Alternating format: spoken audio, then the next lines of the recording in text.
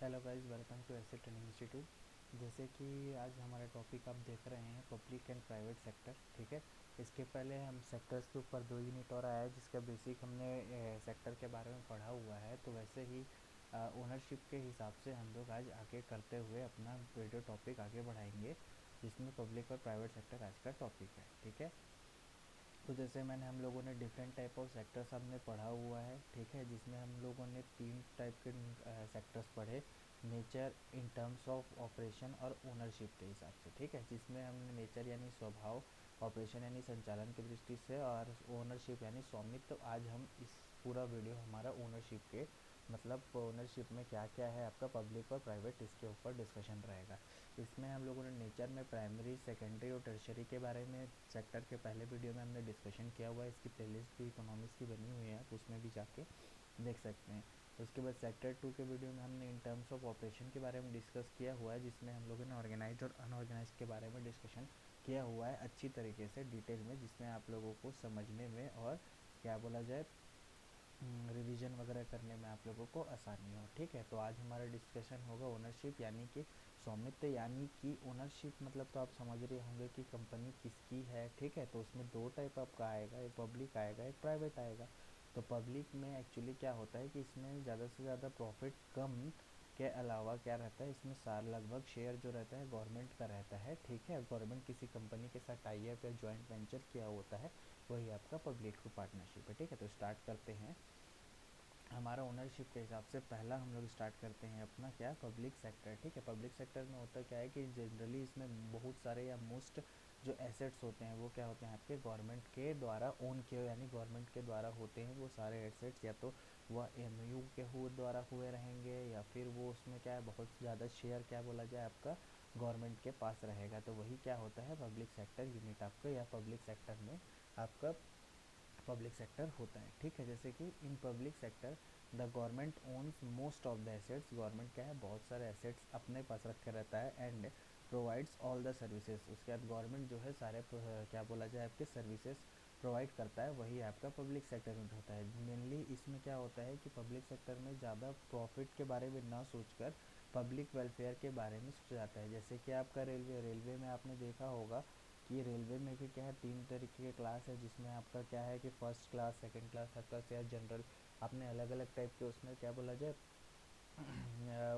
आपके कोचेज़ वगैरह देखे होंगे, जिसमें क्या है कि अगर कोई नॉर्मली ज़्यादा पैसे अफोर्ड नहीं कर सकता, ज़्यादा रेवेन्यू अफोर्ड नहीं, पैसे अफोर्ड नहीं कर सकता, वो क्या है जनरल में जाता है। बाकी उसके अलावा जिनको क्या है जितने आराम से जाना है उनके लिए first class AC, second AC, third AC, इस टाइप का आप लोगों का दिया होता है। ठीक है,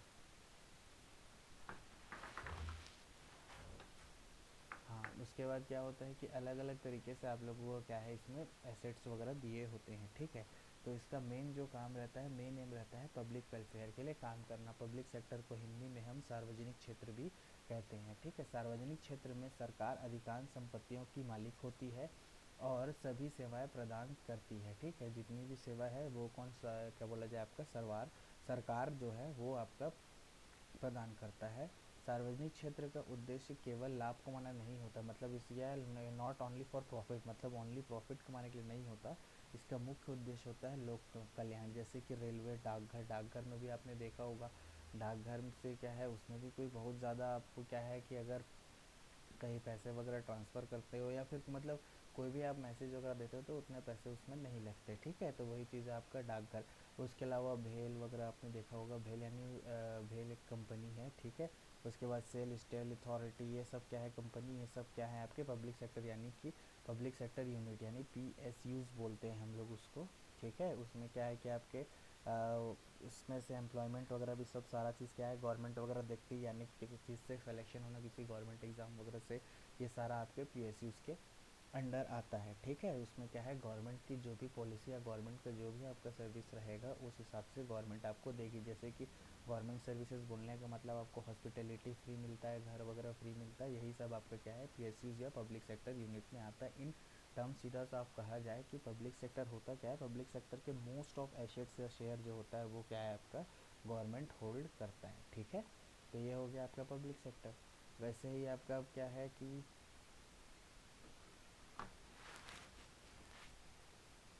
जैसे कि ये देखिए, एक मैंने वीडियो ये डाला हुआ है फ़ोटो, ये आपका क्या है, रेलवे का, ठीक है।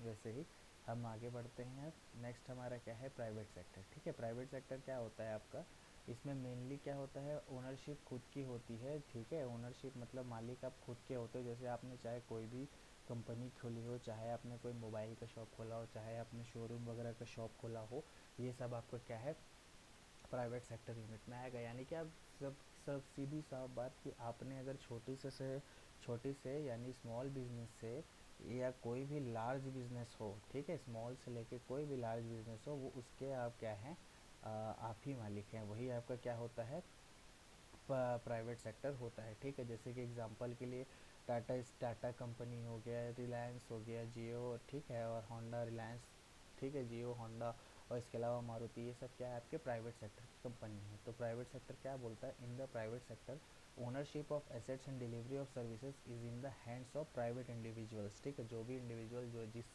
हिसाब से कंपनी होगी, उस हिसाब से उसके इंडिविजुअल्स और उसकी कंपनी होगी, ठीक है। ये क्या है, प्राइवेट संगठन की तरह चलता है, ठीक है। इसमें आपका एग्जांपल आता है, आपका इन्फोसिस वगैरह हो गया, सॉफ्टवेयर की बहुत सारे कंपनी हो गई, ये सारा आपका क्या है, प्राइवेट सेक्टर में आता है, ठीक है। ये इसमें क्या बोला जाए कि जो भी मालिक या जो भी ओनरशिप होगा वो खुद का होगा, यानी कि इंडिविजुअल होगा या कंपनी होगी। जैसे कि कई जगह आपने सुना होगा प्राइवेट लिमिटेड कंपनी, ठीक है। ये सब जो होती है ना, जिसमें भी कंपनियों में प्राइवेट लिमिटेड लगा रहता है, ये सारी की सारी आपकी कंपनी क्या है, खुद की होती है, ठीक है। उसके बाद इसमें मेन एम होता है कि मोटिव होता है, इसमें मेन एम या मोटिव बोल ले जाए कि टू अर्न प्रॉफिट, ठीक है।